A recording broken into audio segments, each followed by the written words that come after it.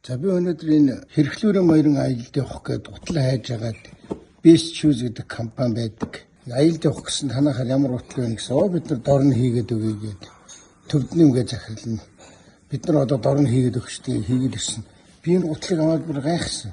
Энэ харталдаа ингээд морио ингээд давирчдаг ийм одоо төмөртэй. Энэ уртал чинь ингээд дөрөө ингээд цохоод идэв. Дөрөөнөөс нь хамгаалсан урталтай юм одоо ногт ийм ингээд хийцэн.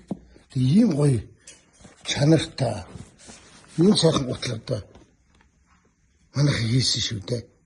Би энэ нэмсэд Хэрхлүүрийн Морио аялалд явсан. Одоо ингээд Морио аялалд явах юм бол энэ гутлаа нэмсэн.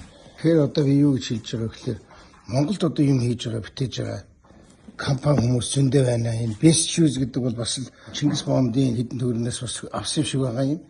Тэгээд үйлдвэрлэлээ өргөтгөхөд хэдэн хүндүлээ бас намаа нэг нээлтэндээ нэг үржсэн ийм компани байна. Тэгээ бид нар ингээд харь холоос хэрэгтэй хэрэггүй чанартай чанаргүй янз бүрийн зөвлөж ясанд бол хажуудаа байгаа энэ хийж байгаа бүтээж байгаа хүмүүсийг дэмжиж за тэднээсээ ингээд одоо хилчүүл гэдэг ийм захиалгаар ийм хайтайх юм хийгээд өгч юм байлээ шүү.